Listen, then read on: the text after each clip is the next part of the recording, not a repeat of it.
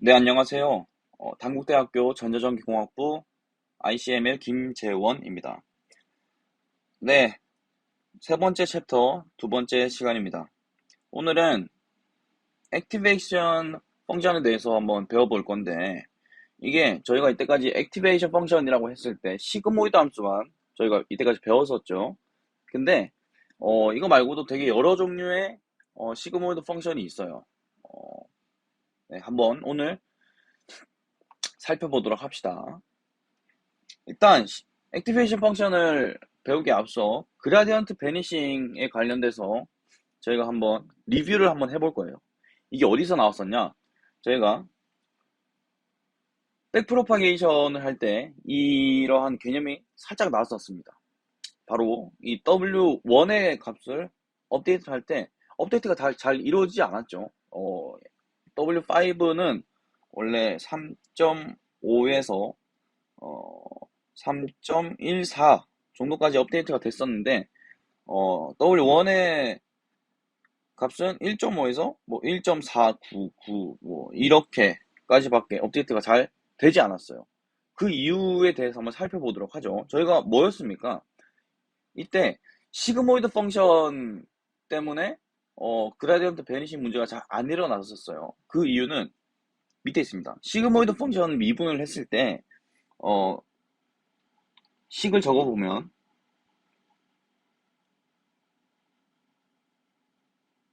뭐 이런 식으로 나왔었죠. 근데 이 그래프입니다.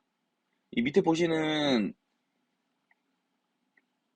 이게 시그모이드 펑션을 미분을 했을 때 그래프인데 보시면은 인풋이 0인 지점에서는 기울기가 또 0이고 그리고 이 인풋이 0을 기점으로 크거나 너무 작으면 또 0으로 수렴을 하는 그런 문제가 있었습니다. 이러한 문제 때문에 결국 미분을 해서 그 값을 넣은 값이 0이 되기 때문에 파라미터가 업데이트가 되는데 좀 잘 업데이트가 되지 않는 그런 문제가 있었어요. 이것을 해결하기 위해서 액티베이션 펑션, 다른 카테고리의 액티베이션 펑션을 사용을 하는 겁니다. 자, 근데 만약에 저희가 액티베이션 펑션의 종류에 대해 살펴보기 전에 만약에 리니어 펑션에 대해서 한번 살펴볼게요. 이 선형 함수에서 특징이 선형 함수는 인풋이 있을 때 이거 아웃풋입니다. 항상 이 아웃풋은 인풋의 상수배가 출력되는 게 이제 선형 함수라고 생각하시면 돼요. 정말 간단하게.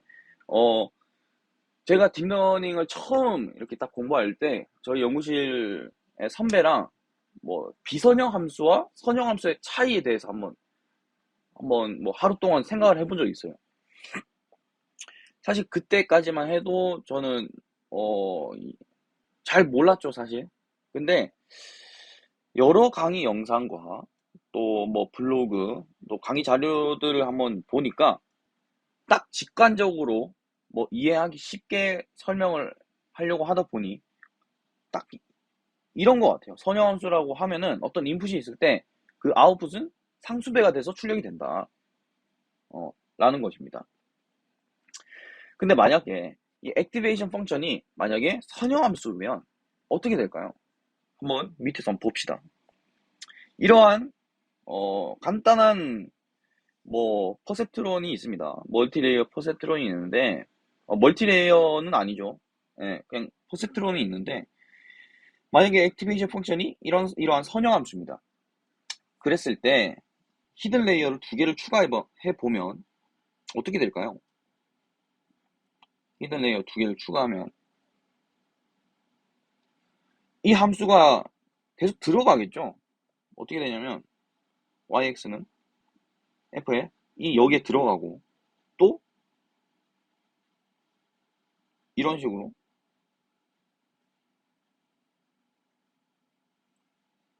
어, 이런 식으로 되겠죠. 결국 이게 뜻이 어떻게 되냐면 저희가 fwx는 w 곱하기 wx죠. 그러면 두 개를 추가했을 때 wx 이거는 wx가 됩니다. 결국 이게 저희가 w는 k라는 상수로 둘 수 있죠. 결국 아무 의미가 없어지는 겁니다. 왜냐면 WX 이거와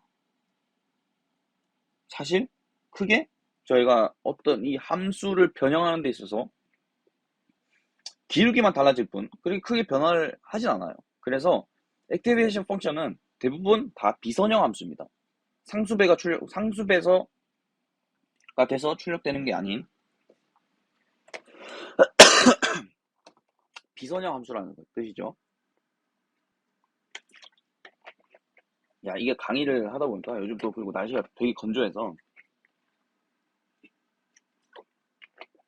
물을 마시지 않고 강의를 하는 게 굉장히 좀 쉽지 않네요. 이 전국에 계신 모든 교수님들께 존경을 표하는 바입니다.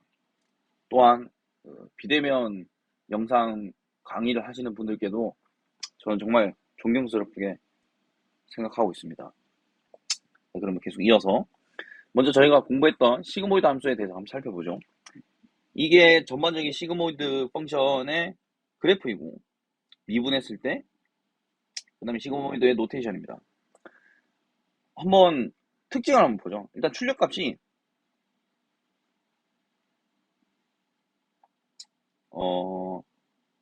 0에서부터 1까지 나오는 걸 볼 수 있습니다. 그리고 가장 보편적으로 많이 쓰는 in activation function이었죠. 네. 그리고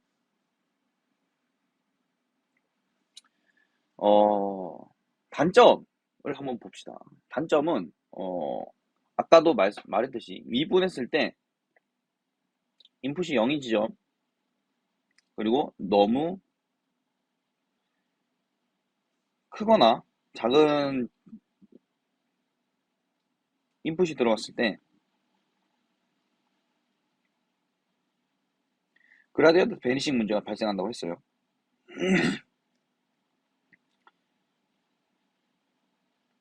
그죠?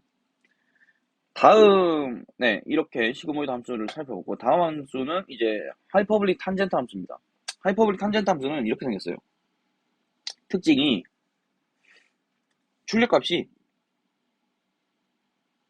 마이너스 1에서부터 1까지입니다. 이렇게 생겼어요. 이게 하이퍼블릭 탄젠트 함수고, 그 다음에 이걸 미분하면 이렇게 되죠. 근데, 뭐, 특징이라고 하면 뭐 특징이겠지만은, 일단 단점부터 살펴보면, 시그모이드 함수랑 단점이 크게 다를 게 없어요.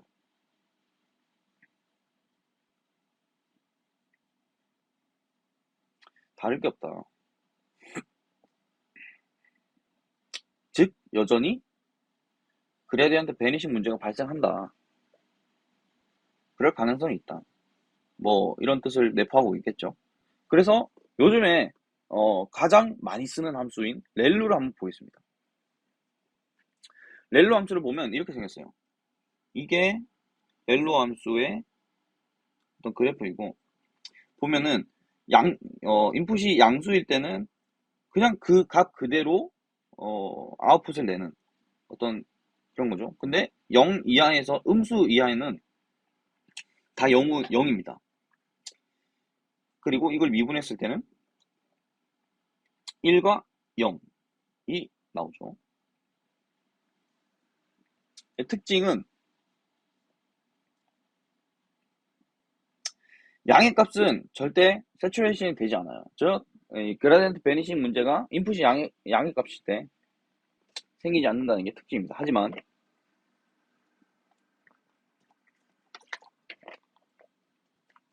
단점으로는 음수 영역에서는 여전히 그라디언트 베니싱 문제가 생길 수 있는 가능성이 있다. 요즘 가장 많이 쓰는 액티베이션 펑션이고 계산 효율이 좋아요.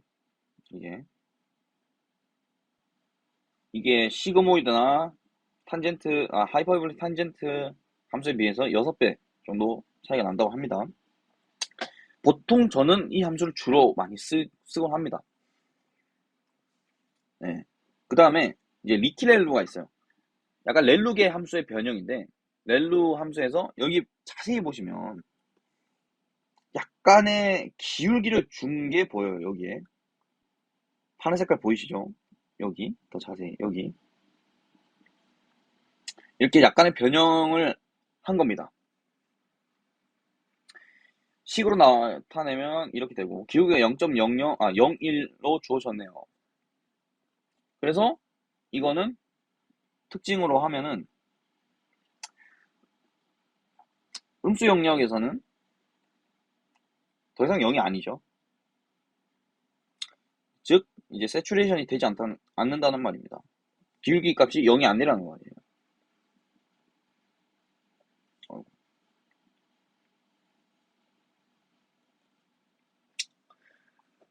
네. 저희가 이렇게 살펴볼 수가 있습니다. 뭐 지금 되게 간단하게 시그모이드, 하이퍼볼릭 탄젠트, 렐루, 리키렐루 이렇게만 살펴봤는데 액티베이션 펑션의 종류가 되게 많아요. 저는 그 중에서 가장 사람들이 많이 쓰는 또 많이 사용했던 함수를 가져왔고 만약에 더 공부를 원하신다면 직접 찾아보시면서 수식보다는 그 어떤 그래프를 보면서 어떤 그 시각적인 정보를 통해서 한번 이런 게 있구나라고 살펴보시면 좋을 것 같습니다. 사실 이렇게 뭐 수식을 파는 거는 액티베이션 펑션에서는 어 그것보다는 이제 직접 이 그래프 같은 걸 보면서 이렇게 생긴 거구나. 그러면은 이럴 때는 어떤 단점이 있고 어떤 장점이 있겠구나. 또는 뭐 그라디언트 베니싱을 어떻게 또 해소를 할 수 있을까를 잘 생각해 보시면 여러분들이 공부를 하는 데 있어서 많은 도움이 되실 겁니다. 네, 여기까지. 오늘은 액티베이션 펑션에 대해서 살펴보았고, 이 살펴본 이유는 그 백프로파게이션을 저희가 공부할 때 그라디언트 베니싱 문제가 발생했기 때문에 발생을 해서 근데 또 그라디언트 베니싱 문제가 발생한 이유를 찾아보니 시그모이드 함수의 미분이 미분을 했을 때 나타나는 그래프가 인풋이 0일 때 그리고 너무 크거나 너무 작을 때 0이 나온다는 것 때문에 그 웨이트 업데이트가 잘 안 된다는 것을 저희가 알 수 있게 되었고 그러면은 다른 액티베이션 펑션을 살펴보자 해서 오늘은 액티베이션 펑션을 살펴보았습니다. 네. 그럼 오늘 강의 여기까지 하도록 하겠습니다. 감사합니다.